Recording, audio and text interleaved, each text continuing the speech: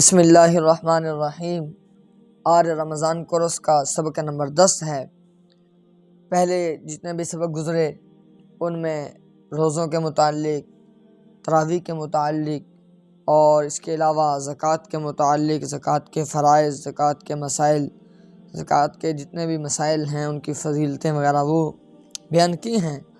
آج انشاءاللہ ہم جو ہے آگے رمضان آنے والا ہے اس کے حوالے سے تھوڑی سی بات کریں گے کہ الحمدللہ مسلمان تو ویسے بھی نماز پڑھتا ہے، لیکن رمضان میں اگر چند ایک نمازیں جو نوافل ہیں، نفلی نمازیں ہیں، ان کا اہتمام کر لے تو انسان کی زندگی، ایک مسلمان کی زندگی بہتر سے بہتر ہوتی چلی جاتی ہے۔ اور پھر رمضان المبارک کے ایام ہوں تو ان میں عبادات زیادہ سے زیادہ کرنا، یہ تو اللہ کی طرف سے بہت بڑا انعام ہے اور اس پہ بہت بڑی فضیلتیں اللہ کے نبی صلی اللہ علیہ وسلم نے ذکر کی ہیں۔ تو رمضان آ رہا ہے، مسلمان اٹھتا ہے، صبح کے وقت روزہ رکھتا ہے، تو کیوں نہ اگر روزے سے تھوڑی دیر پہلے اٹھ جائے تو تہجد کی نماز ادا کرے۔ بہت قیمتی نماز ہے۔ آئیے تہجد کی نماز شروع کرتے ہیں، پھر جتنی دیگر نمازیں ہیں، نوافل، تہجد ہے، اشراق ہے، چاشت ہے، اوابین ہے، ان کے متعلق آج بات کریں گے۔ آئیے اللہ کے نبی صلی اللہ علیہ وسلم کی حدیث مبارکہ دیکھتے ہیں۔ حضرت ابو ہریرہ رضی اللہ تعالی عنہ سے روایت ہے کہ رسول اللہ صلی اللہ علیہ وسلم نے فرمایا، رمضان کے روزوں کے بعد سب سے افضل ترین روزے اللہ کے مہینہ محرم کے روزے ہیں، اور فرض نمازوں کے بعد سب سے افضل ترین نماز تہجد کی نماز ہے۔ اور دوسری روایت کے مطابق حضرت علی رضی اللہ تعالی عنہ سے مروی ہے کہ رسول اللہ صلی اللہ علیہ وسلم نے فرمایا، جنت میں ایسے بالا خانے ہیں جن کا اندرونی حصہ باہر سے، بیرونی حصہ اندر سے نظر آتا ہے۔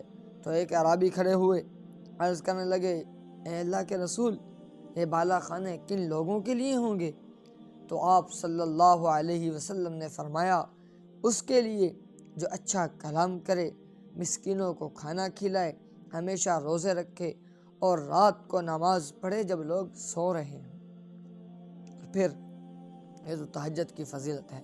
اشراق کی بھی بہت سے فضائل ہیں۔ حضرت انس بن مالک رضی اللہ تعالی عنہ سے روایت ہے کہ رسول اللہ صلی اللہ علیہ وسلم نے فرمایا، جس نے فجر کی نماز باجماعت پڑھی، پھر وہیں بیٹھ کر اللہ کا ذکر کرنے لگ گیا یہاں تک کہ سورج نکل آیا، پھر اس نے 2 رکعتیں پڑھی، تو اس کے لیے ایک مکمل حج اور عمرہ کا ثواب ہے۔ آپ صلی اللہ علیہ وسلم نے یہ مکمل کا لفظ 3 بار ارشاد فرمایا، 3 بار۔ اور دوسری حدیث مبارکہ حضرت حسن بن علی رضی اللہ تعالی عنہما فرماتے ہیں کہ رسول اللہ صلی اللہ علیہ وسلم نے فرمایا، جو شخص فجر کی نماز پڑھے پھر سورج نکلنے تک اپنی جگہ بیٹھ کر اللہ کا ذکر کرتا رہے، پھر 2 رکعتیں پڑھے، تو اللہ تعالیٰ اس پر آگ حرام فرما دیں گے۔ اللہ تعالیٰ آگ پر حرام کر دیں گے کہ اسے کھائے، اسے آگ نہیں جلائے گی، جہنم کی آگ۔ اور پھر چاشت کی نماز ہے، اس کے بھی اپنے فضائل ہیں۔ حضرت ابو ذر رضی اللہ تعالی عنہ سے روایت ہے کہ نبی کریم صلی اللہ علیہ وسلم نے فرمایا، جب صبح ہوتی ہے تو انسان کے ہر جوڑ پر ایک صدقہ واجب ہوتا ہے۔ سبحان اللہ، کیا کہنا، ایک صدقہ،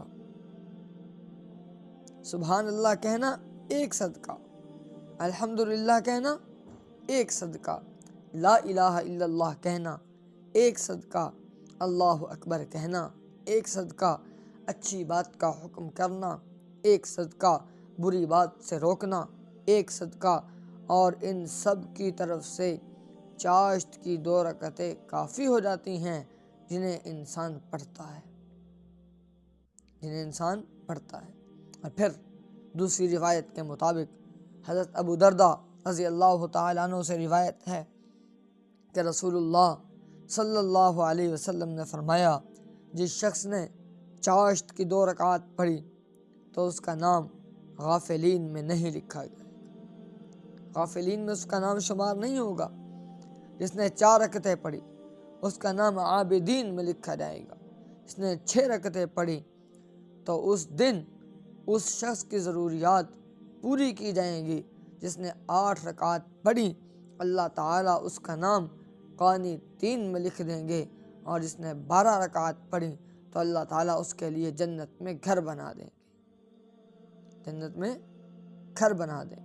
یہ چاشت کی نماز کی فضیلت۔ آئیے ان کے تھوڑے سے مسائل اور احکام ہیں، ان پہ بات کرتے ہیں۔ نماز تہجد، اس کا بہترین وقت صبح صادق سے تھوڑا پہلے رات کا آخری حصہ ہے، اور اگر کسی کو رات میں اٹھنے کی ہمت نہ ہو تو عشاء کے بعد پڑھ لے، تب بھی درست ہے، لیکن اس کا ثواب ویسا نہ ہوگا جیسا رات کے آخری حصے میں پڑھنے کا ہے۔ اور پھر تہجد کی کم سے کم 4 زیادہ سے زیادہ 12 رکعات ہیں۔ اگر زیادہ نہ ہو سکے تو 2 رکعت ہی پڑھ لی جائیں، 2 رکعت۔ اور پھر نماز اشراق، اشراق کا وقت سورج طلوع ہو کر کچھ بلند ہو جانے سے لے کر زوال تک رہتا ہے، لیکن اول وقت میں پڑھنا افضل ہے، اور دوسرا اس کی ادائیگی کا طریقہ کار یہ ہے کہ نماز فجر پڑھ کر وہیں بیٹھتے ہیں، اسی جگہ بیٹھے ہوئے اللہ کا ذکر، تلاوت قرآن یا کسی وظیفہ میں مشغول رہیں، اور اس دوران دنیا کی کوئی بات چیت یا کام نہ کریں۔ جب سورج طلوع ہو کر کچھ بلند ہو جائے، یعنی سورج طلوع ہونے کے 10-12 منٹ بعد 2 رکعت یا 4 رکعت پڑھ لیں۔